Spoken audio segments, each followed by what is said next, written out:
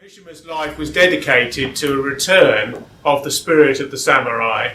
and a belief in Josho Yatamoto's book, Hagiakura, which is partly the 17th century Bible of samurai morality, whereby life is transfigured by death. And the notion of a warrior who's also an intellectual and literary figure, as well as a spiritual crusader, a priest who kills, is paramount. Shintoism, or to innate Japanese paganism. This faith system believes that the Japanese are uniquely chosen on earth and are the children of the sun and are represented governmentally and institutionally and metaphysically by a living sun god who is their emperor. The duty of the samurai is to kill with love and understanding and in accordance with complete serenity in a semi-religious way on behalf of this divine autocrat or leader, even if his will is interpreted by a Bismarckian figure such as a shogun. Again, one strives for Western metaphors to understand elements of the Japanese mindset, because it is rare for this formulation to exist in Western culture. Simulacrums of the samurai in the Western tradition might be said to be the Templars and the Hospitales in the Middle Ages, or elitist Christian warriors reared to a patriarchal standard of ascetic masculinity, those who believed ideologically in crusades against Islam, for example, on behalf of the faith, and genuinely seemed to believe in them at the time when they professed those views.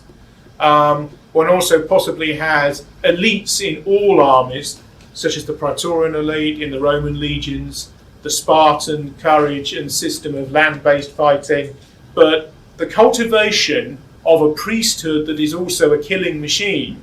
which is what the samurai were, is difficult to understand in Western terms. In the Hagakure, the samurai must never show weakness, even at a point of weakness, and must never speak in a way which undermines his own sense of self or his loyalty to his lord and master.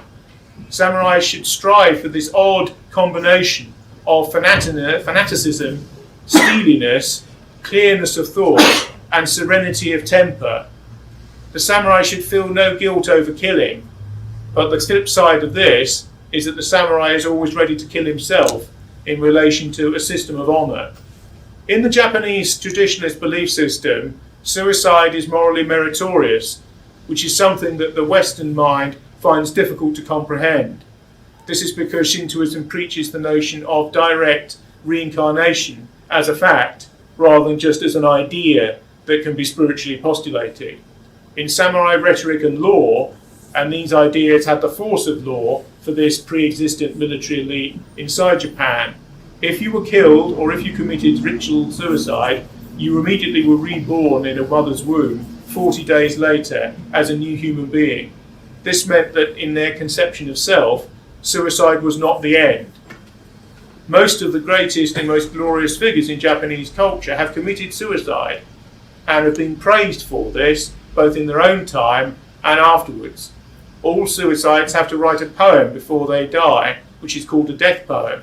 and is often in the form of a haiku, this minimalist, condensed type of poetry, often dealing with themes of gentleness and forgiveness prior to the ultimate form of death.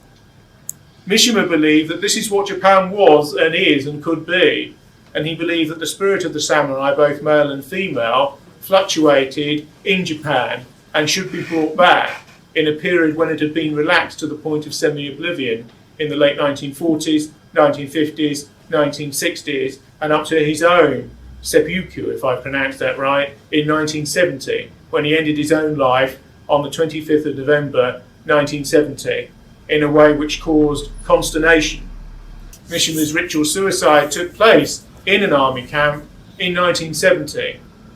The liberal Western interpretation of Mishima's life is a failed attempt to return to the samurai verities of old, which remains concurrent with the literary output that is highly revered in the West and outside Japan. Westerners as well as Easterners put Mishima forward for 3 Nobel Prize citations in the post-war period, yet he never won, partly because another Japanese writer, who was very much his literary sponsor, won the prize in 1968. And Japanese culture is so difficult to understand from many mainstream Western perspectives that it was felt that in that generational era, another Japanese wouldn't win the prize after it had been adopted to one of their own number. So Mishima became gradually aware of the fact that he would have to wait for that. It's widely believed that he deserved the prize, as a number of other major writers in the Western world have done, but have not received it.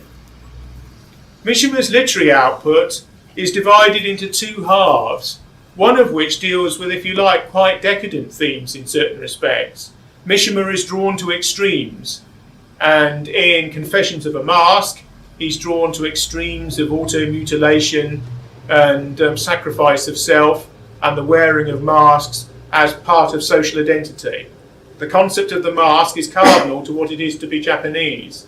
So frightened are the Japanese of giving offence, which will lead to extreme violence, that extreme between individuals and or between groups, that a culture of extremely formal politeness is institutionalised, whereby no one must be seen to lose face in relation to a rival, a family member, a competitor, or somebody they're associated with in business, commerce, or state practice. This is quite opposed to the post-1960s belief in the Western world of emotional authentication, whereby people are professed to express their emotions, particularly in public, otherwise they will be belabouring under false consciousness, or will be internally divided or troubled.